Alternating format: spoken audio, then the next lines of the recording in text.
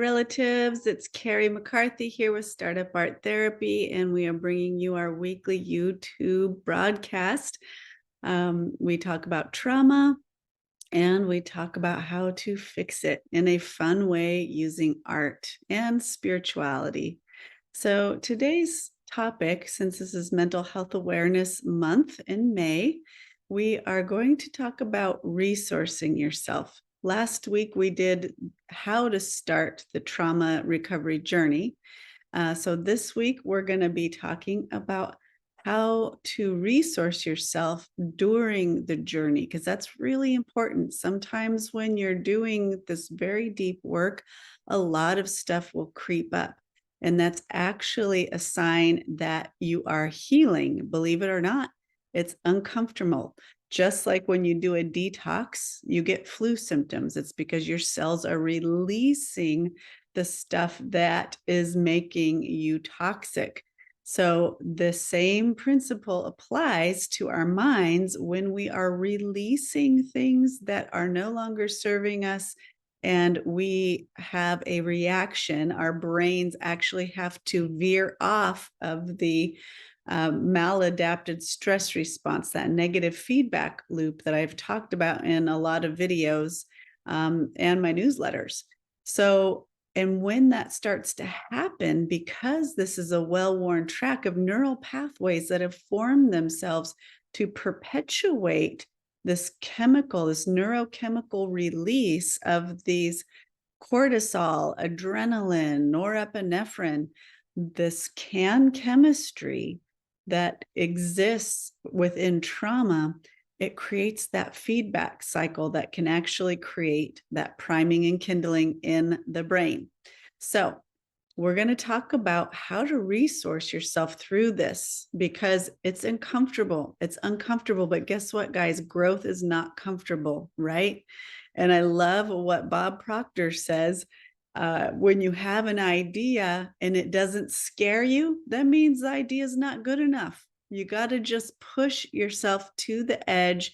And this is how we grow. And this is how we recover from trauma or any kind of adversity that you've had in your life, whether you call it trauma or not.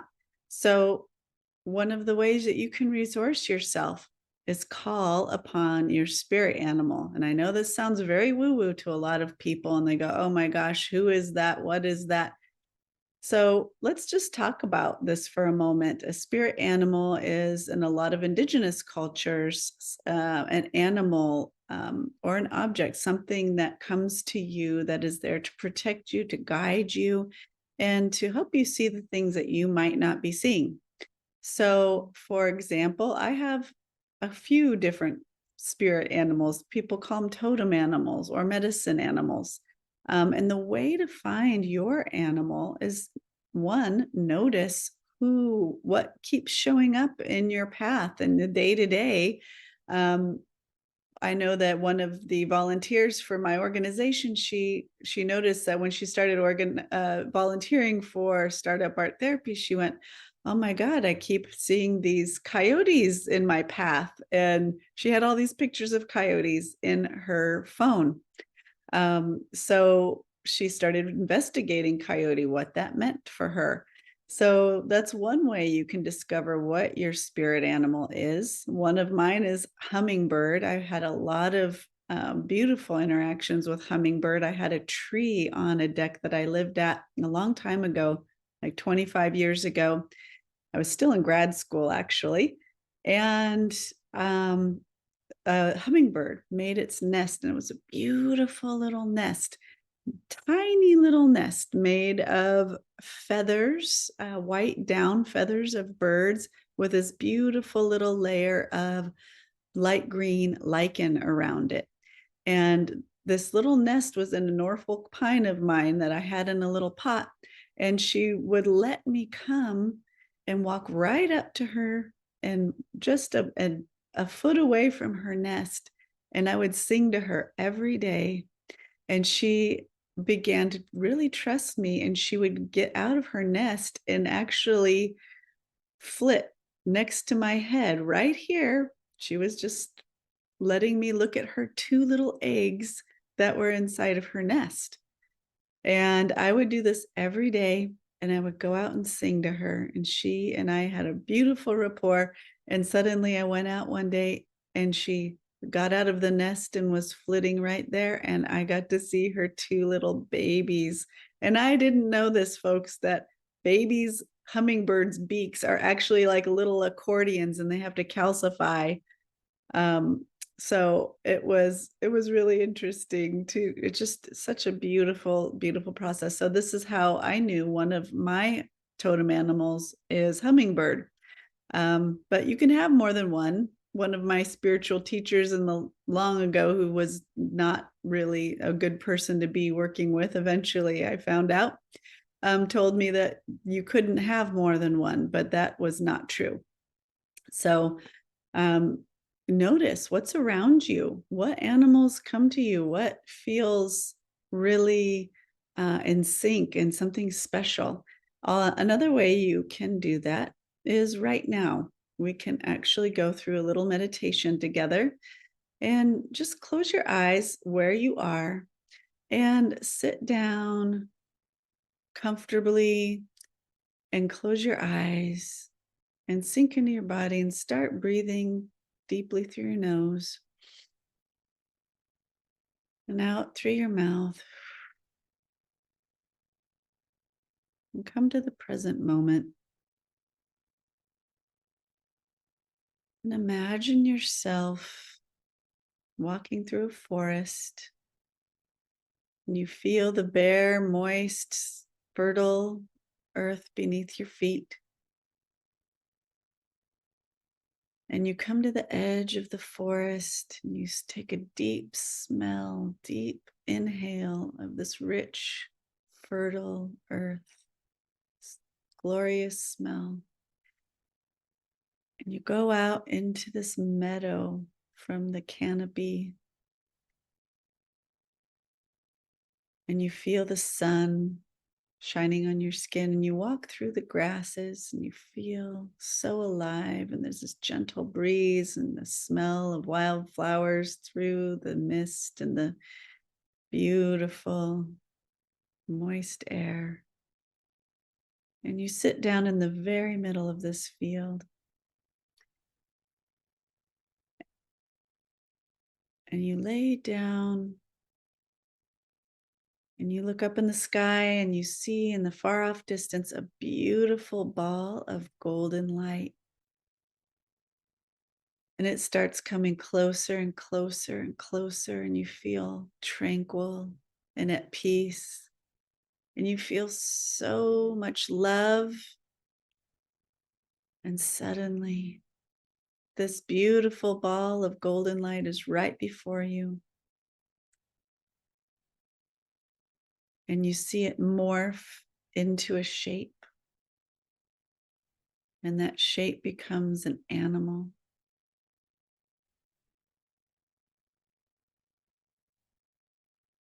And ask this animal why it's come. And listen to its message. Listen to what it has to tell you.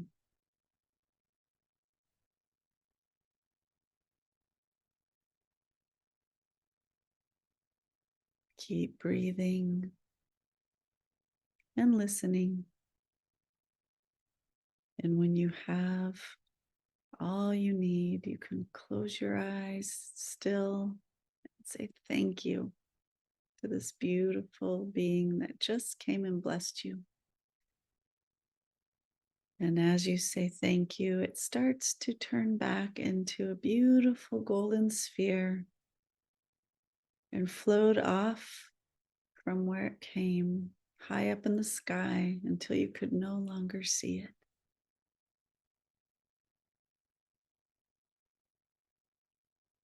And you know this being is here with you all the time.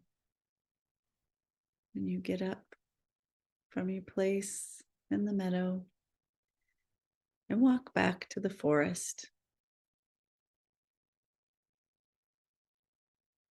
And take a deep breath of that forest, fertile air, feeling the moist earth beneath your feet.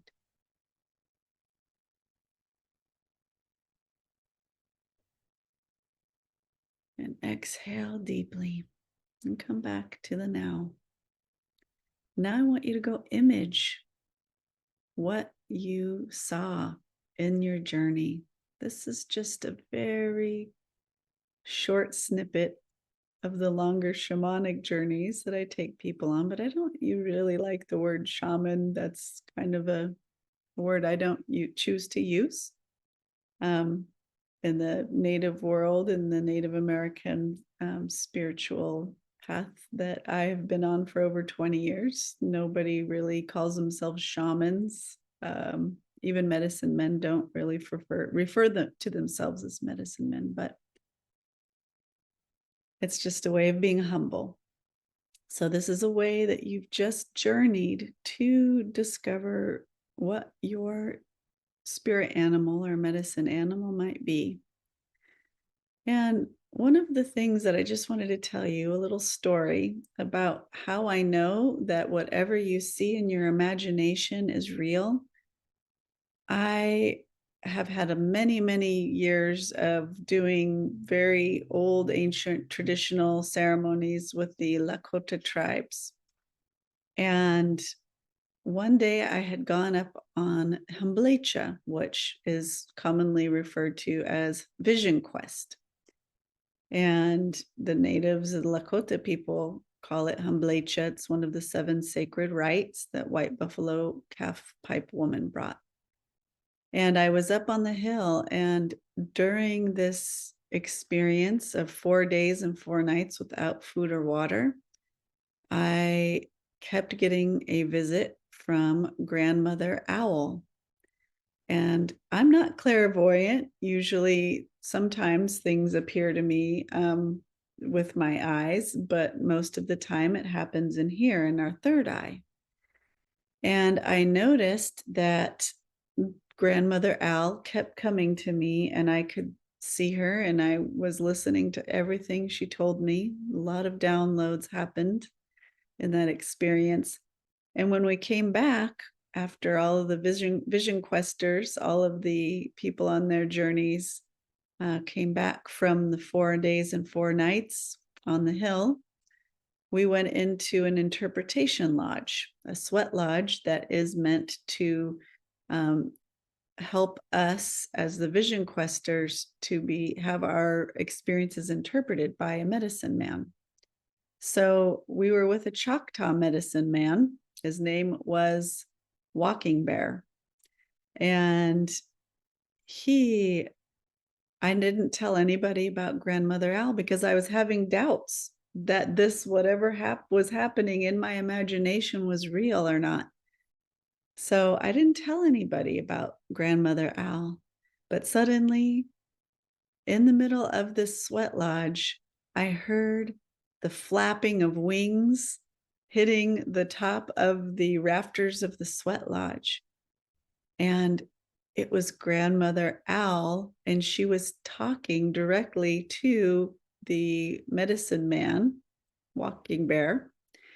And Walking Bear suddenly announces, "Ho, my brothers and sisters, it's Grandmother Owl coming into this lodge tonight to say that she was up with our sister Carey here, up on the hill with her all 4 days."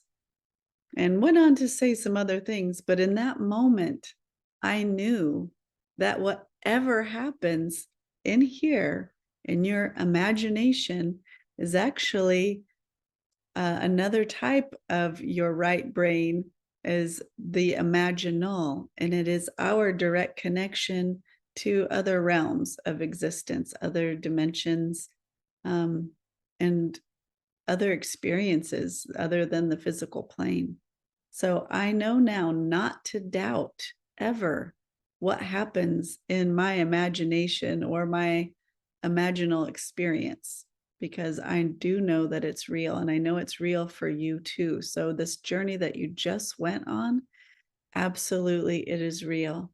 So listen, remember the messages that you were told, and go ahead and write it all down and draw it out and hang it in a place that you can see all the time, so you can be resourced in your journey in this trauma recovery that you are bravely choosing to do. And I'm here for you. If you ever want to reach out, you can through my LinkedIn, you can Facebook me, you can reach out via email, Carey, Carey, at support, or Carey at, sorry, startuparttherapy.com, or comment here below. And I want to hear from you and share. That's how we create community. So with that, we have a big healing program coming up that rewires the brain, that's bringing in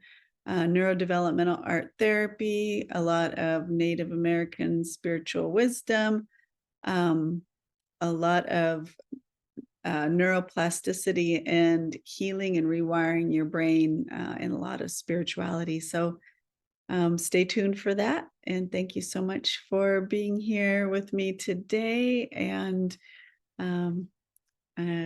blessings on your healing journey.